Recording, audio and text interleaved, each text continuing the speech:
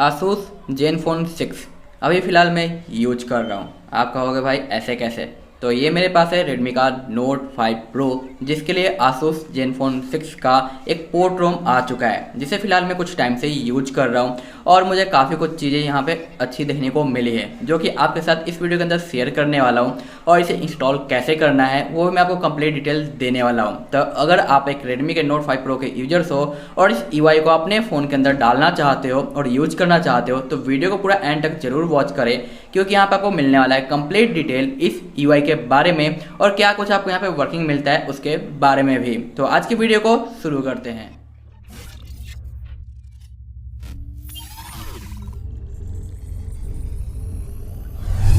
Everyone, I am MK and you are watching tech office. और इस video में आपको complete installation and review provide करने वाला हूँ इस आसूस ZenFone 6 के UI के बारे में, जो कि हमारे Redmi के Note 5 Pro के लिए अवेलेबल हो चुका है। जहाँ पे आपको Android 10 का सपोर्ट देखने को मिल जाता है बाय डिफ़ॉल्ट, और यहाँ पे आपको 1 मई 2020 का सिक्योरिटी पैच देखने को मिल जाता है। बैक की ओर चलते हैं तो आपको देखने को मिलता है बैकअप, रीस्टोर वगैरह के ऑप्शन, और सपोर्ट के अंदर आपको यहाँ पे ZenFone के कुछ सपोर्ट के ऑप्शन भी प्रोवाइड किए गए हैं। यहाँ पे अगर बात करें सिक्योरिटी और ऐप स्क्रीन लॉक की, तो यहाँ पे आपको फेस अनलॉक परफेक्ट वर्किंग देखने को मिल जाता है। साथ ही साथ आपका फिंगरप्रिंट भी है जो अच्छे तरीके से रिस्पॉन्स करता है। तो आपको फिंगरप्रिंट में थोड़ी सा दिक्कत आएगा, जैसे कि एंड्रॉइड 10 के कस्टम रोम में हल्का सा आपको फील होता है, तो सेम उसी तरह का। लेकिन अगर आप फेस अनलॉक की बात करें तो अनलॉक करते टाइम आपको स्क्रीन का जो वॉलपेपर है उसे स्वाइप अप करना होगा, तब जाके हमारा फेस अनलॉक काम करता है। तो फेस अनलॉक हमारा वर्किंग है, बट आपको जो लॉक स्क्रीन के वॉलपेपर को ऊपर की ओर स्लाइड करना पड़ेगा, तब जाके ये काम करेगा। तो यहाँ पे आप जो स्क्रीन लॉक यूज कर सकते हो और फिंगरप्रिंट भी आप यहाँ पे यूज कर सकते हो। एडवांस के ऑप्शन में आपको मोबाइल मैनेजर, प्राइवेसी और यहाँ पे जो गेम बूस्टर या फिर गेम स्पेस जैसे देखने को मिलता है, उसी टाइप का आपको यहाँ पे एक सपोर्ट देखने को मिलता है, जहाँ पे आप डायरेक्ट यूट्यूब के ऊपर जो लाइव स्ट्रीम वगैरह कर सकते हो। आप देख सकते हो यहाँ पे ऑप्शन आपको नजर आ रहे हैं, तो ये भी काफ़ी अच्छा आपको ऑप्शन देखने को मिल जाता है गेमिंग से रिलेटेड।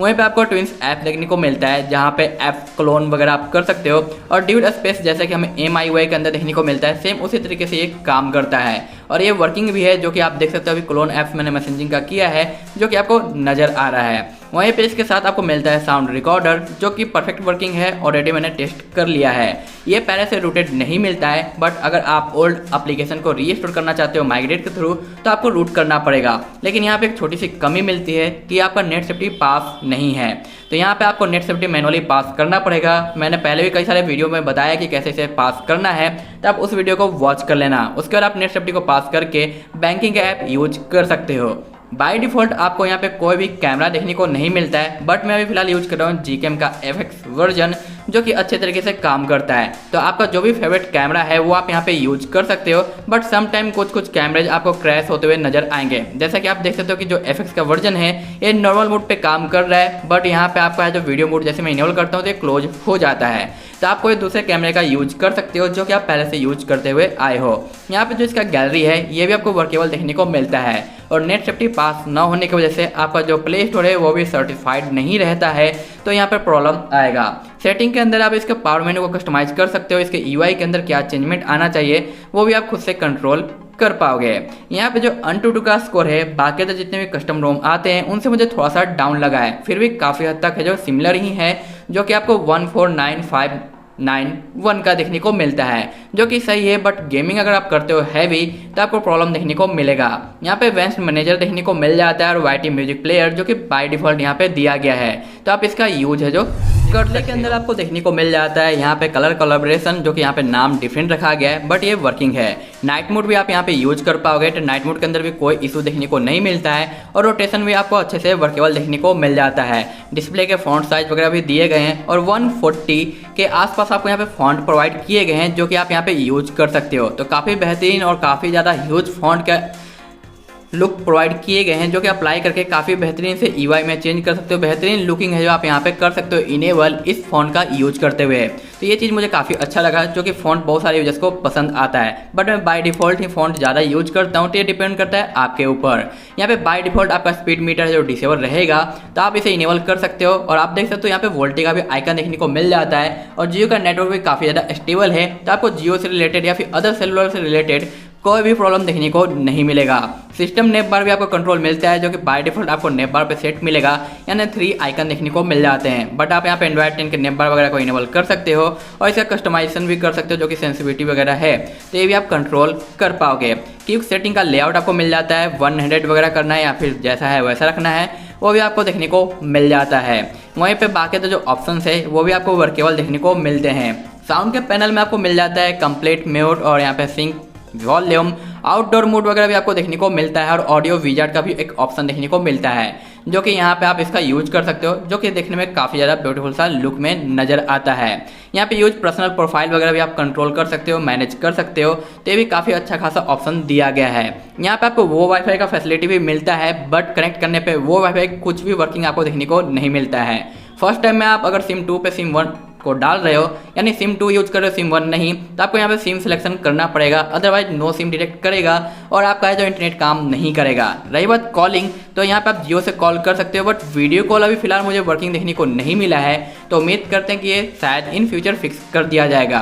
और इसके कॉल की सेटिंग में आप कन्फर्मेशन का भी ऑप्शन इनेबल कर सकते हो, ताकि कॉलिंग के टाइम में पहले आपसे पूछ ले कि इस नंबर पर आपको कॉल करना है या फिर नहीं।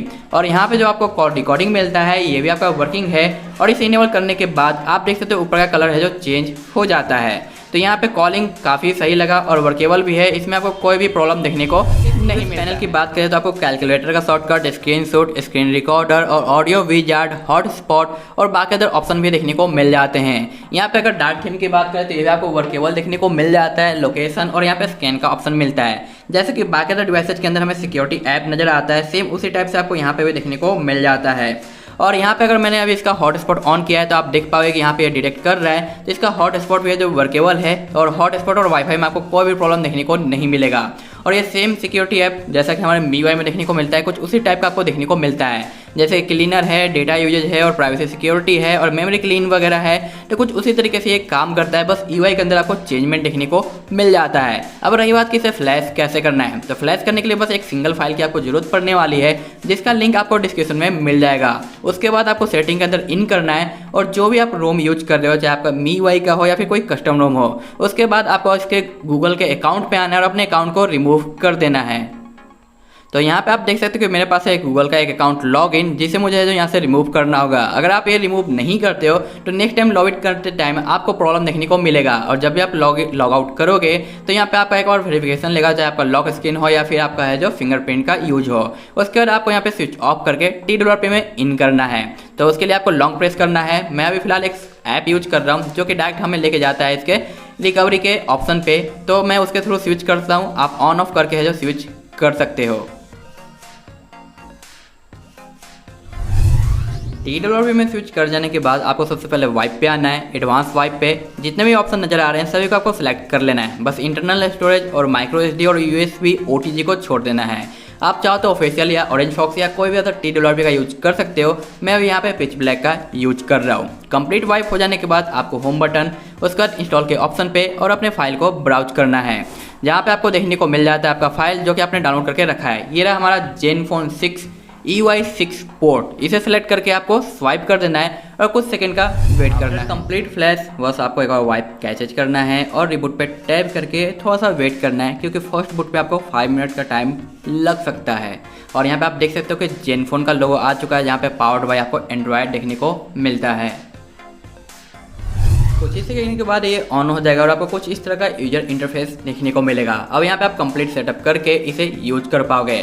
तो यहाँ पे मैंने आपको दे दिया है कंप्लीट डिटेल इस ZenFone EY के बारे में कि क्या कुछ मिलता है और क्या कुछ बग हैं और चेंजों की अगर बात करें तो यहाँ पे ZenFone का जो रील फिक्स कर दिया गया है, GPU ड्राइवर को अपडेट किया गया है और बाकी प्रॉप्स वगैरह को अपडेट कर दिया गया है। सिम कार्ड को आप डिसेबल नहीं कर सकते हो, सिम 1 या सिम 2, तो एक छोटी सी कमी आपको मिल जाती है। साथ साथ DT2W है जो ऑलवेज ऑन रहता है, जिसे आप चाह के भी डिसेबल है जो नहीं कर सकते, तो ये आपको थोड़ा सा प्रॉब्लम देखने को मिल जाता है।